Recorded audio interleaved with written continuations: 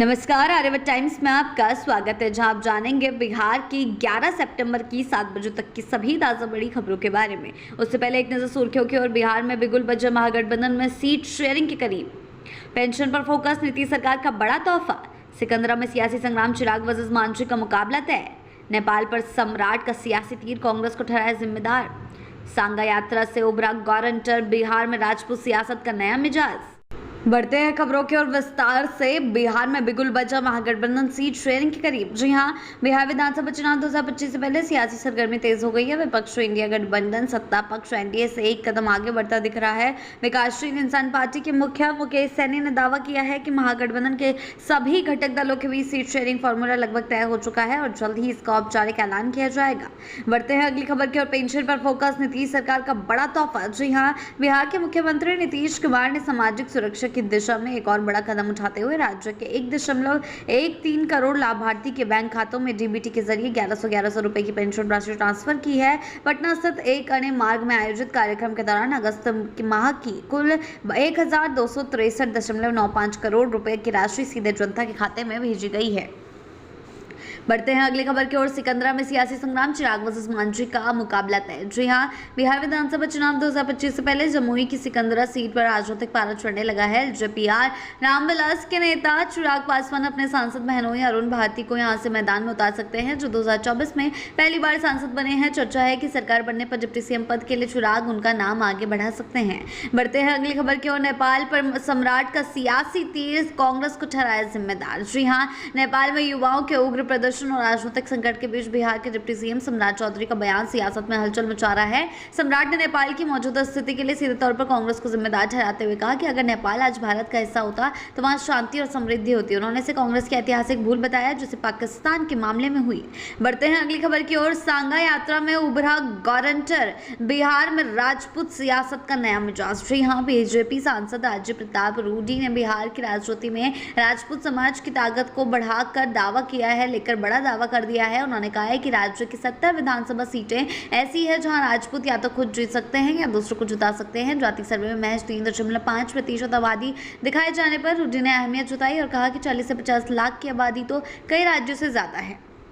बढ़ते हैं अगली खबर की ओर। सीटों पर संग्राम 2025 में कांग्रेस का आरजेडी को कड़ा संदेश। जी हां, बिहार विधानसभा चुनाव 2025 से पहले महागठबंधन के भीतर सीट बंटवारे को लेकर खींचतान तेज हो गई है। 2020 में 70 सीटों पर लड़कर सिर्फ 19 सीटें जीतने वाली कांग्रेस अब अच्छी और खराब सीटों के संतुलन पर जोर दे रही है। राहुल गांधी की यात्रा से उत्साहित पार्टी नेतृत्व इस बार कमजोर नहीं पड़ना चाहता है। खबर की ओर। राजदेव रंजन हत्याकांड, इंसाफ की दस्तक, 3 दोषियों को उम्र कैद। जी हाँ, सिवान में पत्रकारिता की आवाज को कुचलने वाले राजदेव रंजन हत्याकांड में आखिरकार इंसाफ की गूंज सुनाई दी है। मुजफ्फरपुर की सीबीआई कोर्ट ने रोहित सोनी, विजय गुप्ता और सोनू गुप्ता को उम्र कैद की सजा सुनाते हुए न्याय का परचम लहराया है। तीनों दोषियों पर 33,000 रुपए जुर्माना भी लगाया गया है, जबकि शहीद पत्रकार की पत्नी को मुआवजा देने का आदेश अदालत ने दिया है। बढ़ते हैं अगली खबर की ओर। आईएएस फेरबदल, गन्ना से जल तक पहुंची अफसरशाही की धारा। जी हां, बिहार सरकार ने एक बार फिर अफसरशाही में बड़ा बदलाव करते हुए 6 आईएएस अधिकारियों का तबादला कर दिया है। नर्मदेश्वर लाल को गन्ना उद्योग विभाग का प्रधान सचिव बनाया गया है, जबकि 2008 बैच के भी कार्तिकेय धनजी को लघु जल संसाधन विभाग की जिम्मेदारी सौंपी गई है। पहले वे गन्ना विभाग में तैनात थे। सामान्य प्रशासन विभाग ने इस फेरबदल की अधिसूचना बुधवार को जारी की है। बढ़ते हैं अगली खबर की ओर। निगम निकायों में जनप्रतिनिधियों को राहत, अब सत्र के दौरान नहीं होगी बैठक की बाध्यता। जी हां, बिहार सरकार ने नगर निकायों को अधिक पारदर्शी और उत्तरदायी बनाने की दिशा में अहम कदम उठाया है। बिहार नगर पालिका अधिनियम 2024 के तहत धारा 12(3) के संशोधन करते हुए यह प्रावधान किया गया है कि अब लोकसभा, राज्यसभा, विधानसभा या विधान परिषद के वे सदस्य जो संबंधित नगर पालिका क्षेत्र से निर्वाचित हैं, सत्र अवधि के दौरान नगर पालिका बैठकों में भाग लेने से मुक्त रहेंगे। यह बदलाव प्रतिनिधियों को उनकी संवैधानिक जिम्मेदारियों के निर्वहन में सहूलियत देने और नगर निकाय की कार्यप्रणाली को ज्यादा व्यवहारिक बनाने की दिशा में एक सकारात्मक प्रयास माना जा रहा है। बढ़ते हैं अगली खबर की ओर। मिड डे मील में मौत की आहट, छिपकली गिरने से 2 दर्जन बच्चे बीमार। जी हां, मुजफ्फरपुर के सरैया प्रखंड के प्राथमिक विद्यालय पोखरेरा बिचला टोला में मिड डे मील बना हड़कंप की वजह, जब भोजन में छिपकली गिरने से करीब 2 दर्जन बच्चे बीमार हो गए। खाना खाते ही कई बच्चों की तबीयत बिगड़ने लगी और उन्हें उल्टियां होने लगी। बढ़ते हैं अगली खबर की ओर। यात्रियों के लिए खुशखबरी, रेलवे बोर्ड ने 9 जोड़ी ट्रेनों के रूट बढ़ाए। जी हां, रेलवे बोर्ड ने यात्रियों की सुविधाओं और कनेक्टिविटी बढ़ाने के लिए बड़ी पहल करते हुए 9 जोड़ी ट्रेनों की मार्ग विस्तार को मंजूरी दे दी है। हाजीपुर से जारी आधिकारिक सूचना के मुताबिक इन ट्रेनों के रूट में महत्वपूर्ण बदलाव किए जाएंगे, जिससे अब और ज्यादा इलाकों में जोड़ने में मदद मिलेगी। बढ़ते हैं अगली खबर की। चुनावी तैयारी के बीच सीनियर आईएएस अधिकारियों के फेरबदल का दौर जारी। जी हां, बिहार विधानसभा चुनाव से पहले सियासी पारा चढ़ता दिख रहा है।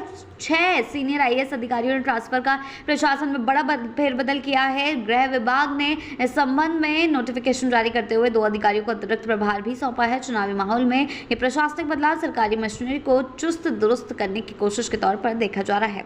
बढ़ते हैं अगली खबर की ओर। बिहार में राजस्व महाअभियान में डिजिटल क्रांति, ऑनलाइन आवेदन और तुरंत ट्रैकिंग। जी हाँ, बिहार का राजस्व महाअभियान अब नए डिजिटल दौर में कदम रख चुका है। चौथे चरण में दाखिल, खारिज और परिमार्जन से जुड़े सभी आवेदन पूरी तरह ऑनलाइन अपलोड होंगे। साथ ही आवेदन के तुरंत बाद एसएमएस पर आवेदन संख्या भी मिलेगी। इससे आवेदक अपने आवेदन की स्थिति सीधे बिहार भूमि पोर्टल पर सहजता से ट्रैक कर सकेंगे। राजस्व एवं भूमि सुधार विभाग के अपर मुख्य सचिव दीपक कुमार सिंह ने इस पारदर्शी प्रक्रिया को लागू करने के लिए प्रमंडलीय आयुक्तों और जिला अधिकारियों को दिशा निर्देश जारी कर दिए हैं।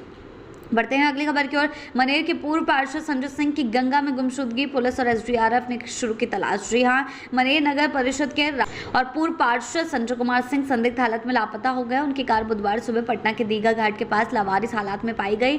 सूचना मिलते ही पुलिस और एसडीआरएफ की टीम ने गंगा नदी में उनकी तलाश शुरू कर दी। मामला इलाके में सनसनी फैलाने वाला बना हुआ है।